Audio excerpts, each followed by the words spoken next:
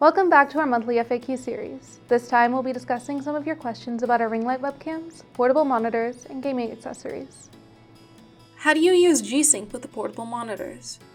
Our latest portable gaming monitors are compatible with both FreeSync and G-Sync.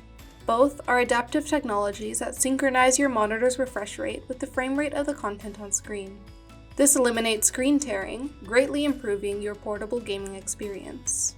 Compared to FreeSync, G-Sync offers higher quality, but it also requires a bit more setup. Step 1. Connect your portable monitor to your PC via USB-C. To enable G-Sync, you must use a USB-C to USB-C cable to connect to your computer. If your computer's USB-C DisplayPort isn't powered, you'll need a second USB-C cable to power the monitor separately.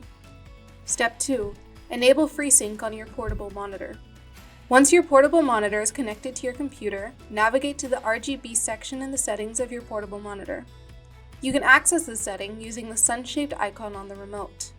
If you don't have a remote control, you can also access the menu by tapping the power button on the side of the monitor. To navigate through the menu, use the volume buttons as arrow keys and the power button as OK or select.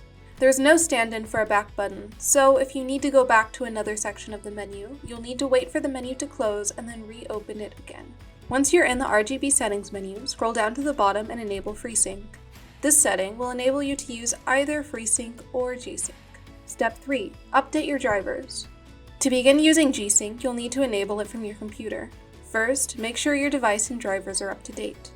We recommend installing the GeForce Experience software to manage the drivers for all of your games. Step 4. Use your PC to enable G-Sync. After ensuring that all of the drivers are updated, open the NVIDIA control panel. Go to the Display tab and select Setup G-Sync. Select your portable monitor and choose to enable G-Sync for that device. If Setup G-Sync isn't an option in your Display tab, navigate to Manage 3D Settings, scroll down to Vertical Sync, and select Adaptive. Apply the settings and then restart your computer. Once your computer is back on, the G-Sync option should appear. How do you control the ring lights on the webcams? You can adjust the brightness of any of our ring light webcams, but the location of the setting varies depending on which webcam model you have. If you have the N680E or N930E, press the button on the face of the camera to toggle between brightness settings. If you have the N620E or N960E, tap the frame to cycle between color temperatures.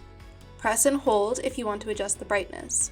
When the ring light reaches the brightness level you prefer, release your finger.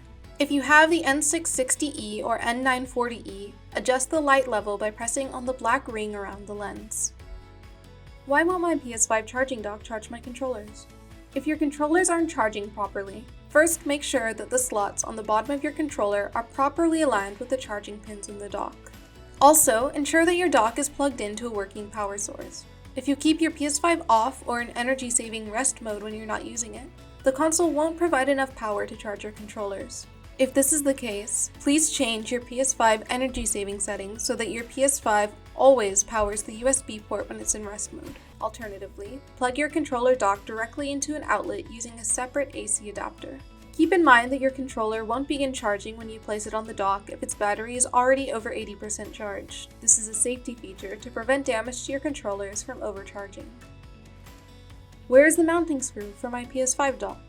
The mounting screw for these PS5 docks is located inside the same plastic bag that contains the power cable. It's heat sealed into a small compartment at the bottom of the bag. You'll need to tear the bag open in order to retrieve the screw. If you misplace the screw or you can't find it in the packaging, you can easily find a replacement at a hardware store. If you own either of these models with a smooth rim, you'll need an M3 by 32.5mm screw. If you own the PS5 dock with a thin textured rim, you'll need an M3 by 25mm screw. If you need a replacement screw within 30 days of purchase and you live within the United States, we'll send a replacement under warranty at no cost to you. What can fit in the NexiGo carrying case for Nintendo Switch? The latest version of the NexiGo Switch carrying case can hold a console, up to 10 game cartridges, charging and HDMI cables, a few sliders, and an extra set of Joy-Cons. The console area is designed for use with larger controllers. That means you can equip your Switch or Switch OLED with our grip cons or dual joypads and still comfortably take it on the go. This case also fits other controllers of a similar size, such as the Hori SplitPad Pro or the Satisfy Zen Grip. If you have any more questions you want us to answer in our next installment, please leave them in the comments below or email us at cs@nexigo.com for more assistance. See you next time.